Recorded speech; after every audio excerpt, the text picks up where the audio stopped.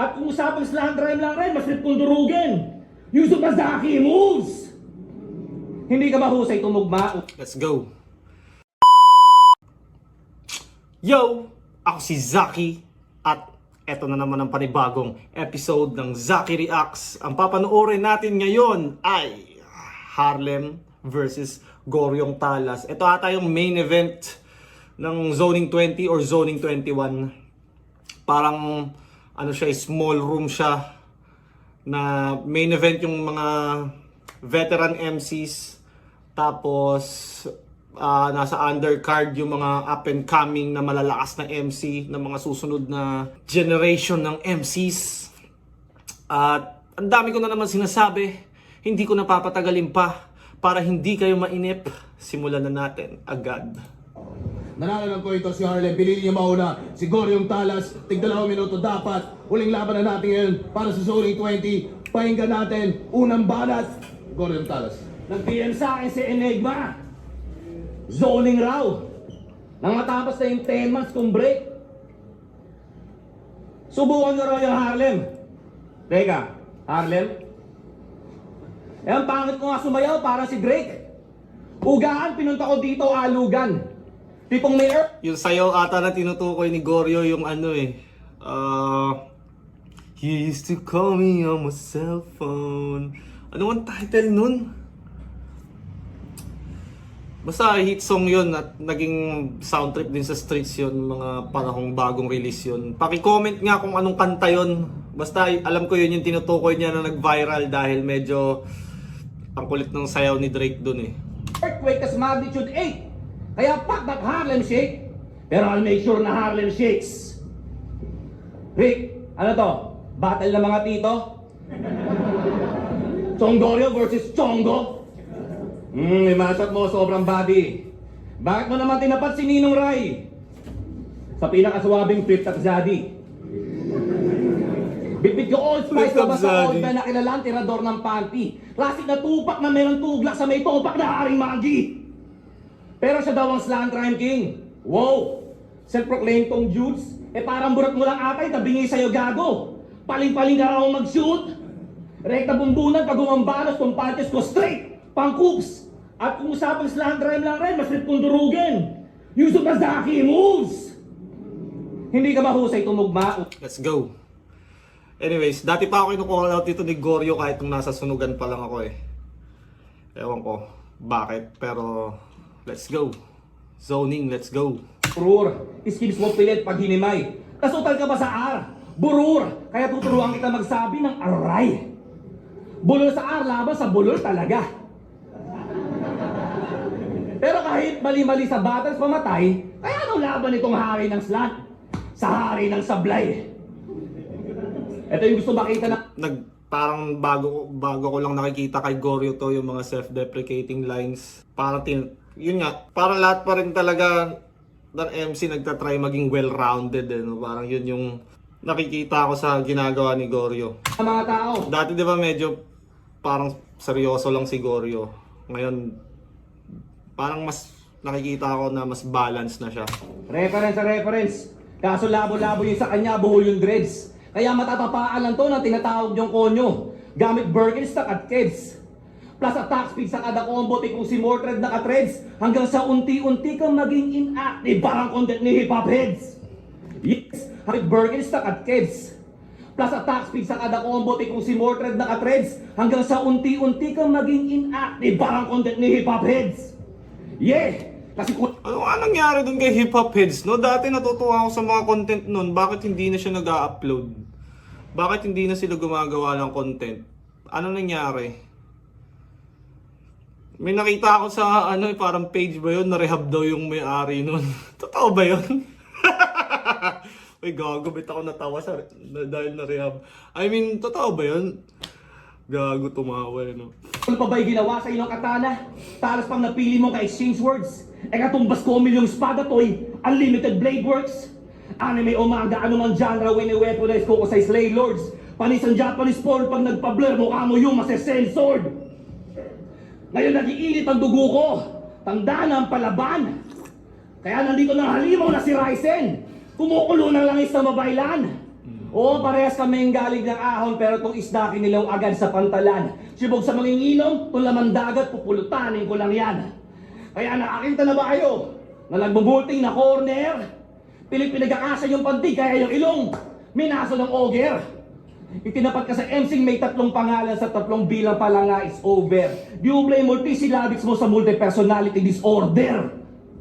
Ito na, yung isa buhay finals 2021 na iniyak mo kay Shernan. Kaso sa ibang time rin nangyari at di naglaon. Kung saan tinalo mo si Zenlook, yung 7 judges sa'yo na sumang-ayon. Kung saan dinurog mo rin si J-Block sa semis, at tayo nagtapat sa ahon. Kaso sa universe ko naganap lahat ng tolem. Ako yung magcha-champion. Kaya sino po... Dati kasi nung... Nakalimutan ko kung anong taon yun, pero...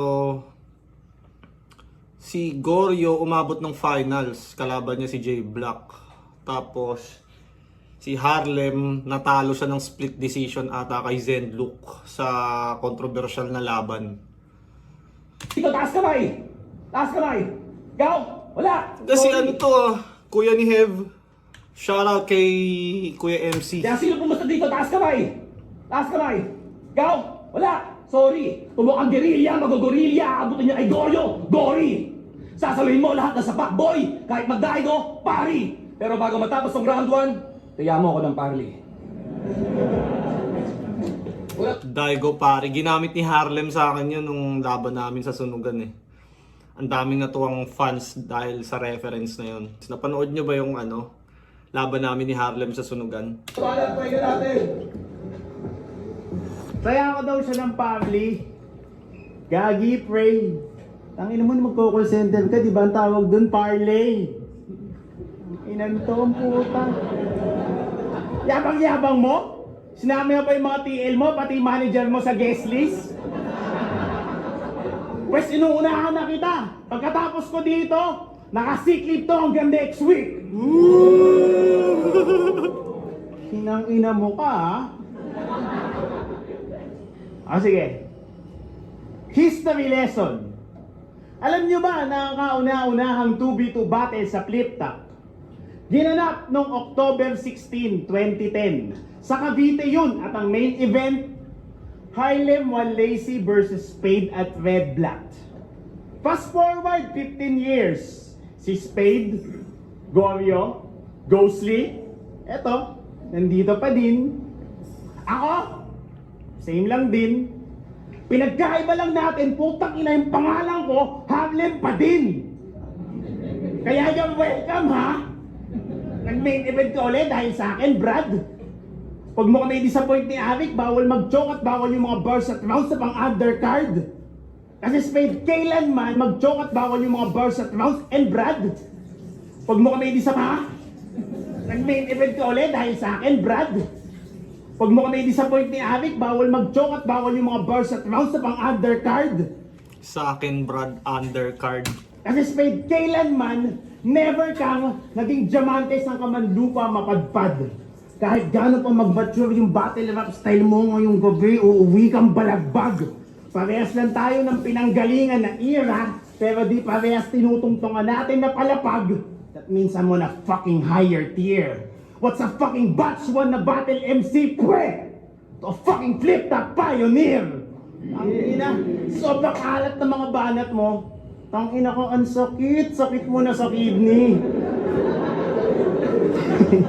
Kung may 3 wishes ako, hihilingin ko sana mamatay si Spade, Goryo, at Ghostly all at the same time yun ang hihilingin ko sa Genie. Kahit kailan, di ako magpapatalo sa rapper na ang hairstyle nakakimpi. Pag sinabi kong body parts si Spade ang mag-i-scatter malajili. Yan mo, kaya sakto lang Gio na yung buhay ni Spade ay pinahaba mo. Ako ang multo ng nakaraan na tinatakbuhan at tinatakasan mo. Di mo ako madadaan sa talas, katana na mismo hinahasa ko. Kahit gaano ka pakatalas, pag ako nag-forge ng bars, dusaw ka kagad, bro! Kaya tangin akong timo nakasalalay sa pagpalit ng pangalan. At di sa skillset mo ang dahilan kung ba't dito ka nagtatagal. Sana inisip mo din yung mga pangalan na dinadawit mo para di ka nasasampal. Ina mo, teka, shots heard ba? Talagang magre-reminis ka ng trauma. You don't want no smoke with me pag pinabomba kita may teroristang kasama. na dapat talaga may processing fee pagpapalit ng pangalan dito sa liga, tangina mo. Alain mo, puta, may spade ka na, may Goryeo ka pa, tapos nag 1 minutes ka pa ng ghostly, puta, yan naman kami sa'yo. Okay lang inan to, yung mga datingan mong ganyan, di ako tatabla ng mga balatan mong pang horror at mga linya-linyahan mong pang torture. Kasi itong Harlem na hari ng slant rhyme, sa ganitong klase ng setup, nagiging hari ng small room. O sige nga, Torture, small room. sinong MC ang muntik gumiba sa Babax, ha? Nang napaka-solid. Panginoon, pasalamat kayo, konti yung tao ng laban namin ni Sendo. Kung nagkataon, gago, wala na kayong office. Ito. Kaya kahit ipaluto mo kay Arik yung laban, Michelin starred ang aking battle rap recipe. Ako ay mas healthy man and I'm in my element. Di mo gugustuhin itong Poseidon na naka-water therapy. Yung internal monologue ko, panay ang bulong sa akin that I should end your legacy. Assassinate you verbally. Parang ganito. Imagine nyo, si Gio, riding in an open limo. Mala 1963, tas ikaw si John F. Kennedy. Ina ka. John F. Kennedy, di ba binaril sa limo? Riding in an open limo ba tawag? Tama ba? Imagine nyo, si Gio, riding in an open limo. Mala 1963, tas ikaw si John F. Kennedy. Ina ka. Ang alam, kaya anong inuungoy mo dyan, Spade, ha? Tapos for those days, kago, kahit palit kampe, di ka mananalo sa akin, promise tanga. Wala akong pake kahit mag-practice ka pa, kahit magkahimala, puta kahit 5 pa, kahit ngayon pa lang pare, magsimbang gabi ka na. Kasi kung di ka ba naman tanga, dapat alam mong history repeats itself. Kaya binanggit ko lang yung mismong bara na pinambadibag ko sa'yo nung 2-on-2 natin nung 2010. Ito ang tanging sampal sa mukha mo na habang buhay mong iindahin na after 15 years kahit anong palit mo ng pangalan, di ba rin tayo magkalibel? Iba yung gutom ni Harlem dito eh, no? Kaso medyo bagay, non-tournament naman pero ang haba ng round niya. Sino ka pa yung pagsabi ko ng parley sa parley? Gago, ginuugal ko yun. So mas matalino ka? Open iyang puta. Yo! Alam niyo bang big time na si Harlan?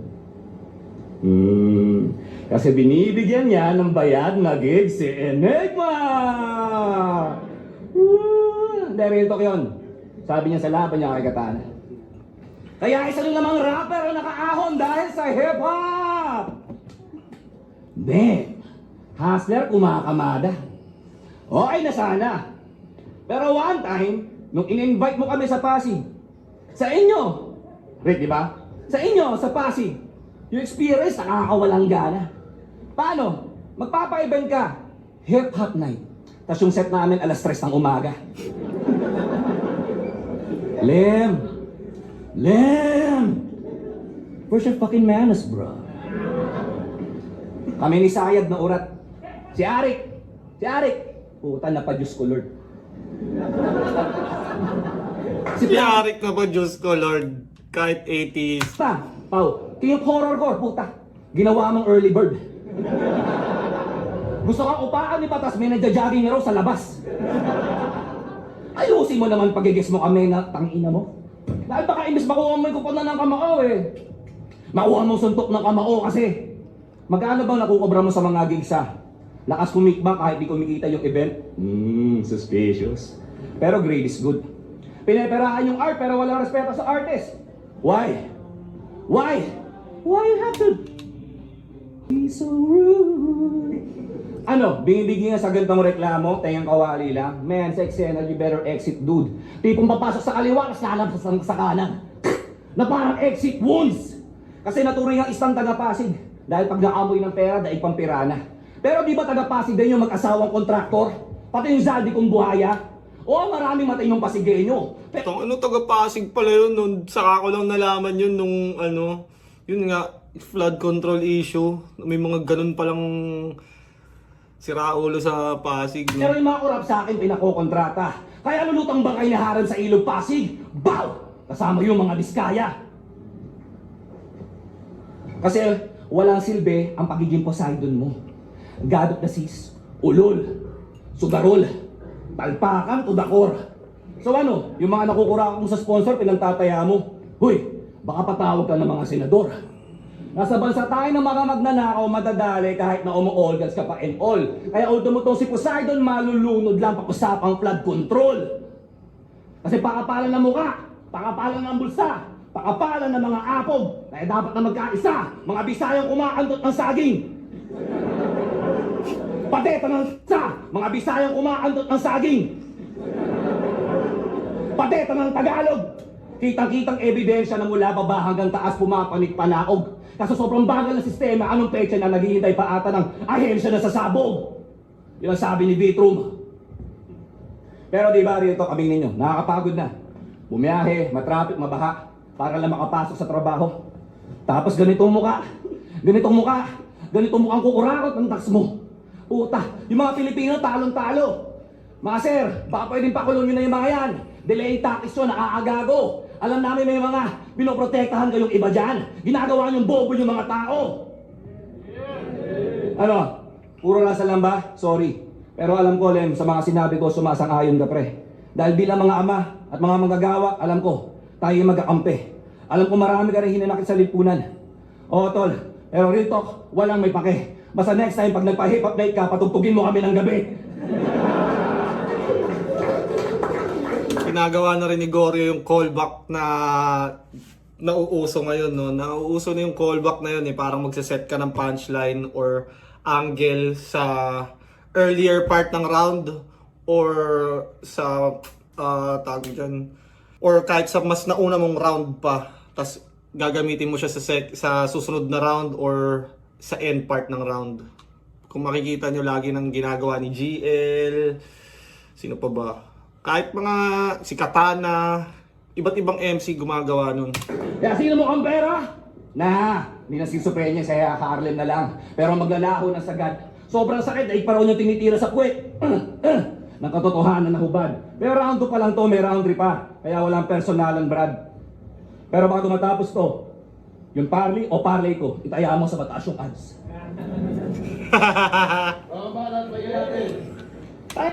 Kulit din, eh, no? Yung mga ganito, yung mga zoning, parang nakikita ko siya kumbaga sa UFC, yung UFC Fight Night. 'Di ba yung paggagawing main event yung mga veterano, tapos yung mga up and coming na prospect. Doon naman sila hahasain hanggang sa kaya na nilang masama sa mga malalaking card. Ano ba tinitira pa yung pag-invite ko sa uprising? Ano, binigyan na kayo ng gig, tinitira mo pa? Nice, Brad! Ano mo naman reklamo mo dyan? Putang ina mo, hindi ka naman doon naka-line up. Kasali ko? Wala, di ba? Oh, wala yung kaya mo nang ipilit. At kahit na sumali ka doon, tangina mo, dalawa lang yung bumili ng ticket. Oh my God. Natitake advantage ni Harlem dito yung pangalawa siya, eh. Kaya parang kahit pa paano nababawasan niya yung lakas ng mga angle ni Goryo. Ngoy ka pa diyang hayop ka. Again!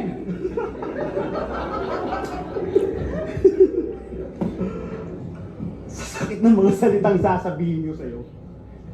Dito kakayanin ng painkiller at opioids. Kung may motus wordplay na tinatawag, ikaw naman reference mongoloid.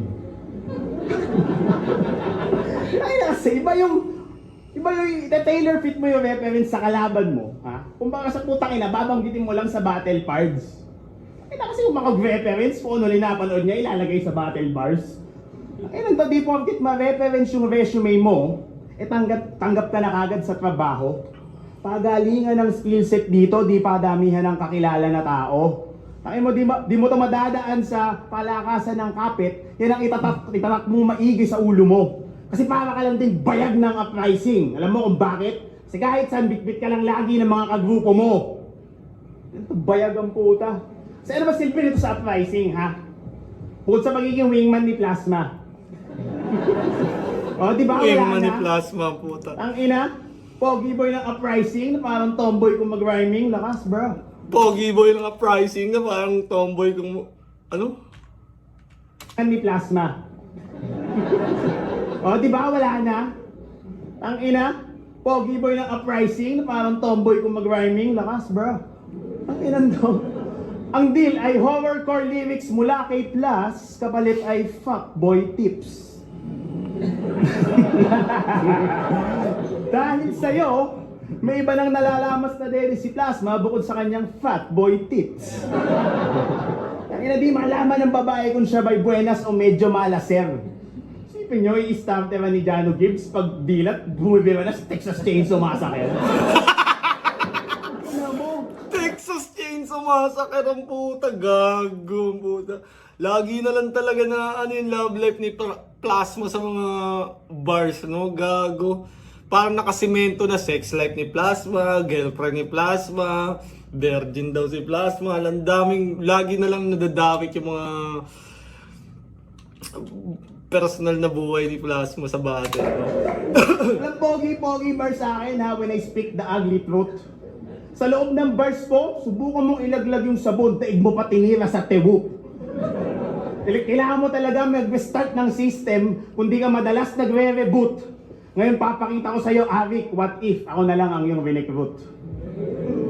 Oo, nagsabi ako kay Avic na kung pwede uprising mag-manage sa akin nung na-rehab na si Wanta. Ako sana nandyan sa posisyon mo. Kung di niya lang na-realize na pag ako kinuha niya, ubus lagi yung stash niya. Tayo na makiti-ngiti lang yung bossing mo, pero grade 3 pa lang kami, si Avic, ulol na talaga. Ay na, ilabla mo ako magkakrak. Na ano nga, mag-classmate daw yan sila eh. Ang kulit eh, no? Tangina mag-classmate sila nung grade 3 sila, tas hanggang ngayon na si Arik nagpapatakbo ng number 1 league sa buong mundo. Tas kasama pa rin niya yung dati niyang classmate nung grade 3. Ang kulit lang nung storya, no? Ay, sige, malaman-laman ko, kunin mo, bulol din pala. Ina mo, kung nanalo ka sana kay J-Block noong 2021 ha, siguro naging worth it pa yung pag-pick ni Arik sa'yo. Ngayon ipapakita ko sa'yo yung probability at possibility kung nagharap sa finals ikaw at ako. Tangina mo kasi wala akong pake kung alagang-alaga ka kay Arik, gagi.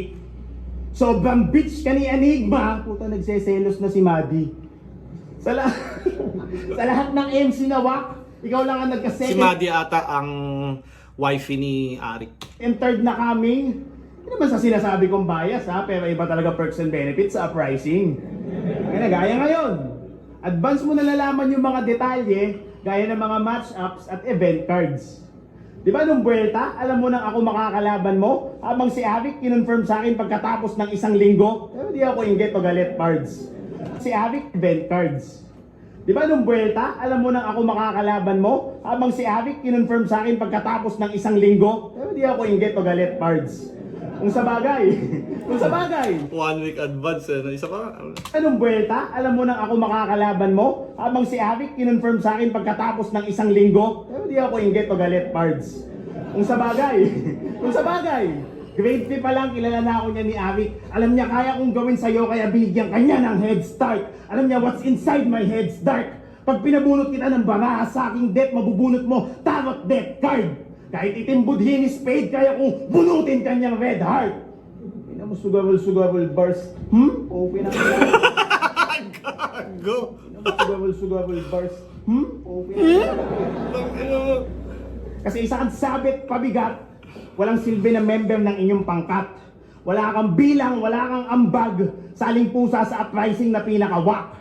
Wala ka kasing kadating-dating. Swerte mo talaga pagdating sa mga patay na bata at si Avic maawain. I mean, paano nangyari na sa grupo nyo ay putay na mas angat pa sa'yo si Tweng? Ano diba? ba sisipong ko? Huwag mo sabihin sa akin dito, huwag mo sabihin sa akin na Dehins. Puta, mas may silbi pa sa'yo sa uprising yung mga anak ni Kuya Dennis. Gago talaga to si Harlem, ang putang ina.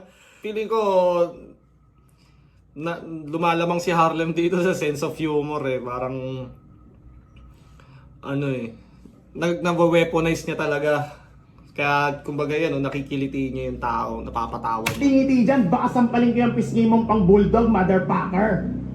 Kahit gaano ka pa katalas, pupumul at kakalawangin ka pag nilubog ka sa pressure underwater. Hindi ako tinatablan ng mga wak mong tira, mapalad ka umabot sa gantong era. Diferensya natin 1 taon pero agwat ay milya, isa ka lang freeloader dito sa liga. Sa stage na to, di mo ako masisiga. Kahit anong upgrade mo, wala kang visa, walang ilustrado sa akin, Goryo. Kaya kong umisnort ng 4 na linya. Time. Wingman naman ako ni Plasma. Si Plasma na naman. Parang ang daming punchline doon. Si Plasma talaga yung highlight eh. No? Yung sinasabi mo, Lamon, di ako wingman ni Plasma. Si Ilaya yun. Hey, Kuya Ryan. Ngayon, hindi ko natutuloy. Baka magkaalaman eh. Medyo dragging to pero bagalan ko lang. They say big things start small. Parang arera ko lang sa battle. Dati, ini-imagine ko lang kung paano ba ako magiging malupit. Tapos nasutuktok na rin ang poster, main event. Shit. Kasi kung isipin nyo, di ba sobrang kulit na yung dating spade na kukun naging matalas na butterfly, balisong na panggilit. Oo, itong balisong na sobrang talas magpapamalas ng angas at butterfly effect. Unang laban mo ng quarantine, binabanggit mo na magkukwit ka na kamo sa ligang to. Dahil di mo kinayang paglamon sa iyo ng sistema. Kinakain ka na ng mga bulatin uod sa tiyan mo, pero bumatal ka pa rin pagtapos noon, di ba? Aminin mo, di mo kayang huminto sa pagdalo. Kaso sa kagustuhan mong mawala, mas nauna pang nawala yung kalaban mo nung si Romano kaysa sa'yo. Pero rest in peace kay Mano. Kaso sa laban nyo, di ba sabi mo gusto mo na magpahinga? Hindi mo ba alam si Romano bumatal pa sa Taiwan bago siya malagutan ng hininga? Ang Rest in peace kay Romano. Imagine pa, feeling ko alam niya na may something na siya ano eh. Tapos siguro he needed the cash. Kaya kahit hindi good yung nararamdaman niya, lumaban pa rin siya. Napakahirap malagay sa ganong sitwasyon. Kaya yun, rest in peace, Romano. Ang punto ko dito, kung mahal mo yung kultura, di mo iiwanan. Kay Katana, tumutodo payo pa.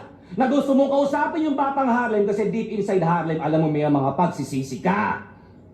Kasi aminin mo, kung di kayo nagpabayaan ng tandem mo, yung grupo mo buo pa rin hanggang ngayon.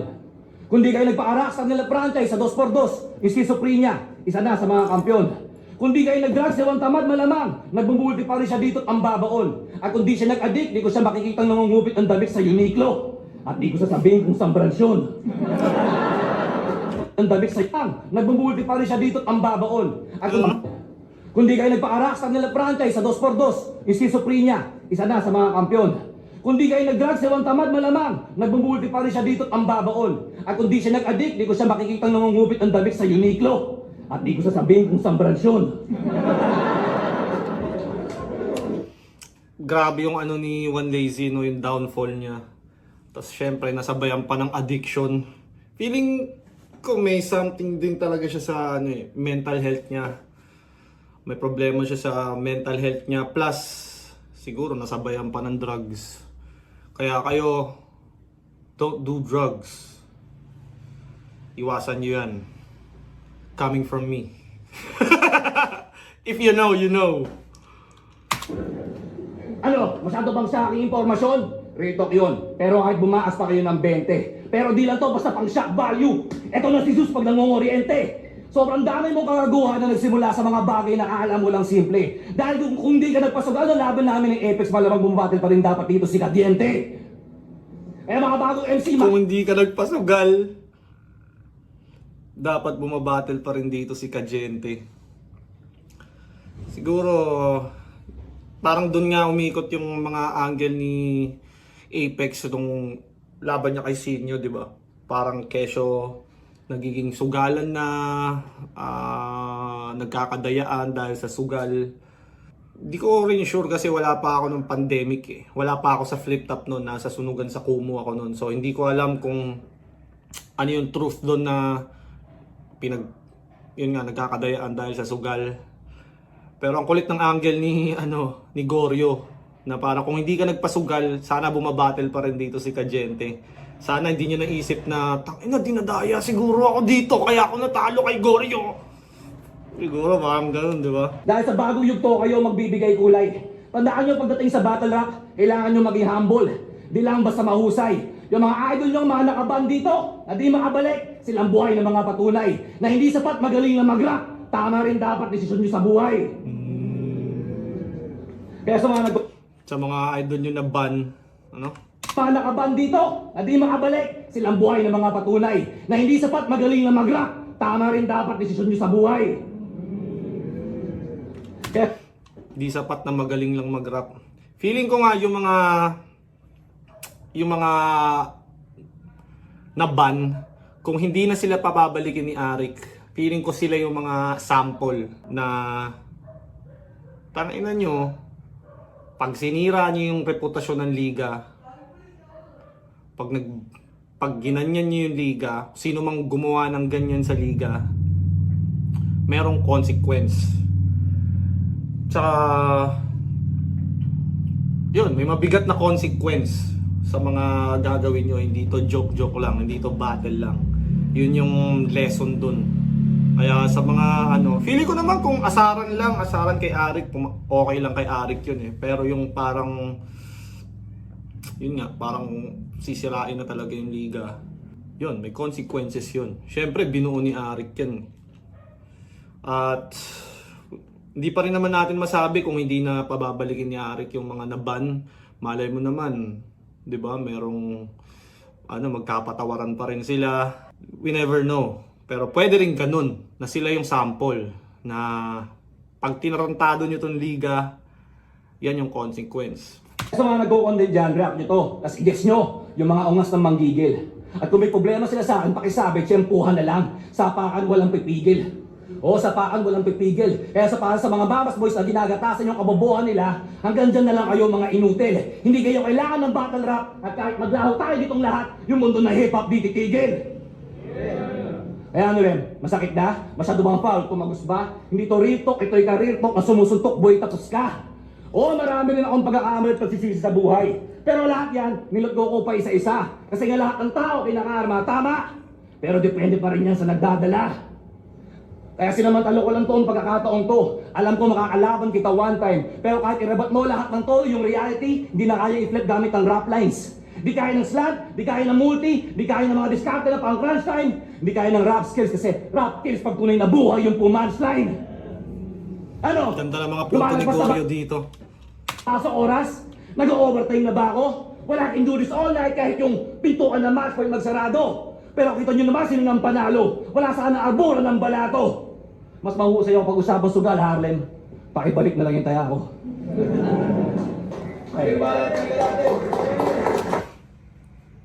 Ang galing ng setup ni Goryo doon na taya mo ako sa parlay. Parley tuloy. Ewan ko ano ba kasi yung tama, parley or parlay? Tangina, wala naman akong alam sa sugal eh. Pero basta yun.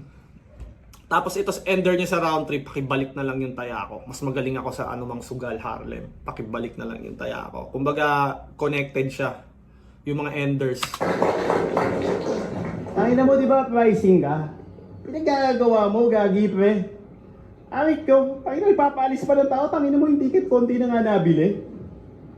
Inanto pala yung pasarado mo ng pinto, gago pre, uwian na. Siguro uwi ka na kasi pag uwi mo, gago magla-login ka pa. Shift pa pala! Abandonment ha? Abandonment. Tangina, naalala ko dati. Tawag dyan kanina ba ako naghahanda nun? Basta may shift din ako, nag-work from home ako. Tangina, para makapagsulat, sinasabi ko na lang, nawalan ako ng wifi.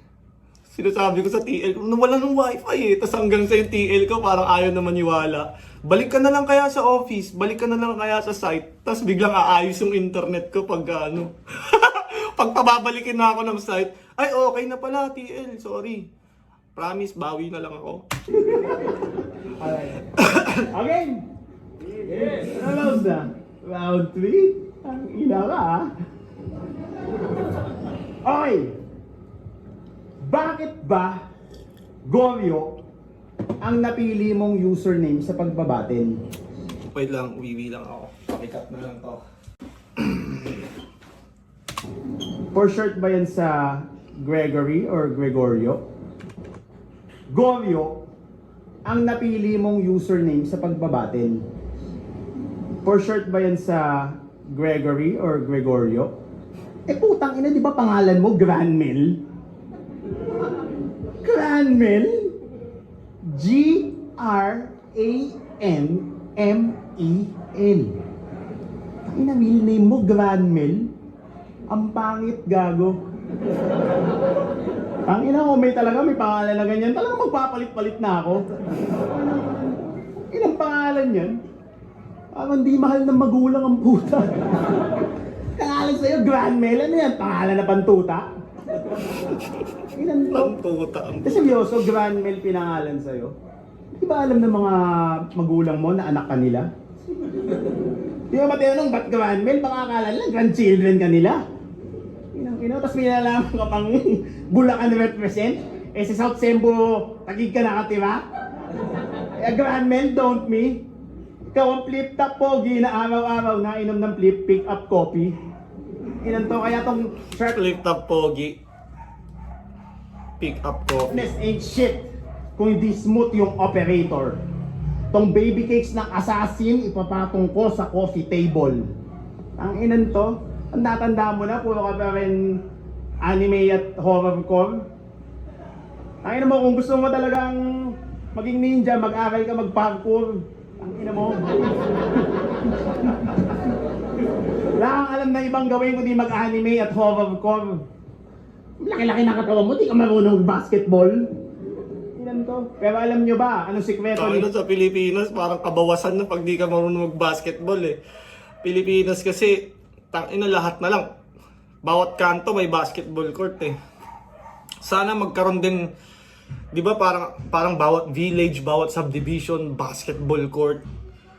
Siguro, mas mag-i-improve din kung lagyan naman nila ng ibang, alam mo yun, siguro boxing gym, public boxing gym. Para hindi naman puro basketball court.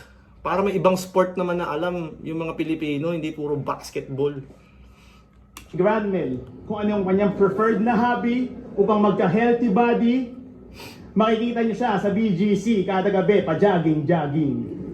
Ilan mo nakastraba ka ba? Ilan to? Kung si Saito, Ranem, ito jogger, no? Ilan niyo talaga sa uprising eh, no? Tangina nyo talaga sa uprising eh, no? Jogger, Gago. no? Ilan niyo talaga sa uprising eh, no? Ang ina, tindi ng genre mo eh, no? Health conscious na horrorcore. Health conscious na horror ko. Serial killer mentality, tas mukha pang boy next door. Ang ina mo, kaka-Netflix mo yan. Gago. Kaka-no... Si Harlem, tangina. Malakas ng basag talaga to si Harlem, men. mo, kaka-Netflix mo yan. Gago. Ako danas ko, malakas ng basag talaga tong gagong to. Naglaban kami, ganyan din. Pero, mas malakas na version ni Harlem yung nakalaban ko. Gigil na gigil si Harlem sa akin nun. Kakanood mo yun ng mga documentary na killer, crime. Di porket pogi ka, you are extremely wicked, shockingly evil, and vile. Feeling yung... Extremely wicked, ano ba yun? Hindi si Dahmer yun eh. Si ano? Yung isa pa, extremely wicked, yung si Zac Efron ata yung gumanap. Nakalimutan ko. Tapos yung extremely vile. documentary na killer, crime. Di porket pogi ka, you are extremely wicked, shockingly evil, and vile. Comment nyo nga yun. Basta alam ko, ano yun eh, sa Netflix yun. Crime series yun. Shockingly evil and vile. Yun ata yung parang nilagyan nila ng, ano, parang helmet na sumasabog yung tao tapos inutusan nilang may magnakaw sa bangko, parang ganun. Comment nyo nga guys, please. Feeling you ang puta, gago. Pag magkasama kayo ni Plasma, parang kayo Yu Yu Hakusho. Pag magkatabi kayo, parang real life adaptation ng laban ni Eugene versus Taguro. Yung mga damuho. So walang suga-sugarol sa... Walang mata-matala sa sugarol na tulad ko, tinatapon lang kita kasama all-in na pusta. Namumuro ka na sa akin, Spade, malapit na kitang bombahan sa mukha. Nakapapakita ko sa'yo pagkawak ng pagkatao mo, and I am playing, ito yung real talk cup. Tignan natin talas mo pag pinangat-ngat kita ng kitchen knife, mala bring her back. Ina ka, mahiya ka naman kay Avic. Galingan mo naman sumulat at mag-rhyme. Kahit anong palit mo ng pangalan, di mo matatakasan. Pagkawak mo parang Final Destination Bloodlines. Ina ka, di ba? Profile pic mo sa Facebook, yung si Gustavo Fring ng Breaking Bad. Pwestong H na kaharap mo, magiging si Heisenberg when I fucking break your face in half. Ina ka, ako pa susubukan mo sa movie reference. Ang ina si Gus Fring no, astig na karakter, para siyang silahis na silahis na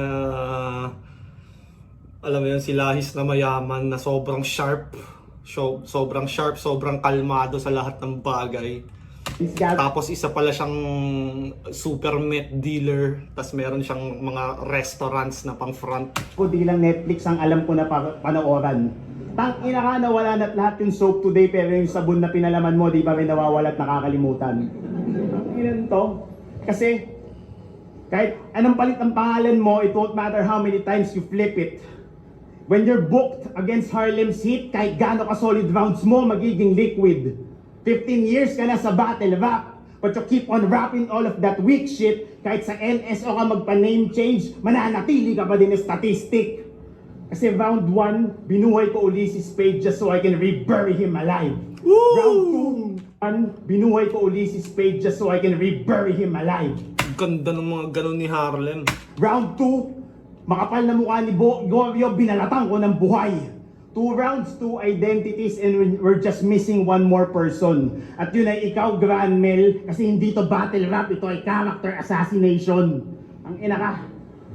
Kasi hindi mo mauulit ang ukit ng palad sa pamamagitan ng simpleng pagpalit ng pangalan. Pinapakita mo lang sa tenga ng masang may masakit ka na nakaraan na tinatakasan.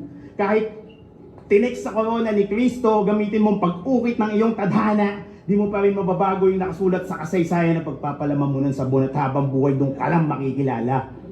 Oh, ang ina mo, left field yun. Na may konting metaphors pa. Nagpapasabay ka pa lang sa mga kagrupo mo, ako recta source na. Kasi sa lahat ng mga ambag mo sa battle rap, yung pagpapalaman mo ng sabon ang pinaka-memorable, brah. Pinapakita ko lang sa'yo na hanggang palamang ka lang ng sabon habang ako after all these years nag-e-evolve pa. Tangina, sinamantala talaga ni Harlem yung time eh. Hindi to tournament. 5 minutes and 11 seconds. Scoring 20, Harlem vs. Goriong Talas, mag-iayos pang beses para sa kanilang pareho at para sa sarili nyo, para sa buong event natin. Maraming salamat ulit. Ang boto ng urado, 5-0, mag-iayos tayo lahat para kay Harlem. Napakinabangan ni Harlem talaga yung pagiging pangalawa. Plus, medyo mahahaba rin yung rounds niya. Plus, yung jokes niya mas kinakagat ng tao. Pero maganda rin yung performance ni Gorio. Ang gaganda rin ng mga punto niya. Tapos mas precise, mas sumusunod siya sa oras. Kaya, yun, medyo nalugi siya sa habang rounds ni Harlem. Yo, shoutout kay Gorio, mga pricing, salamat. Shoutout sa 1500, Angel Mike Montana. Yun. Anyways, kung umabot pa kayo sa parte ng video na to, maraming salamat. Shoutout Floodway Hustlers, Crown Manila, Baby Jack Apparel, at palagi niyong tatandaan, I love you all.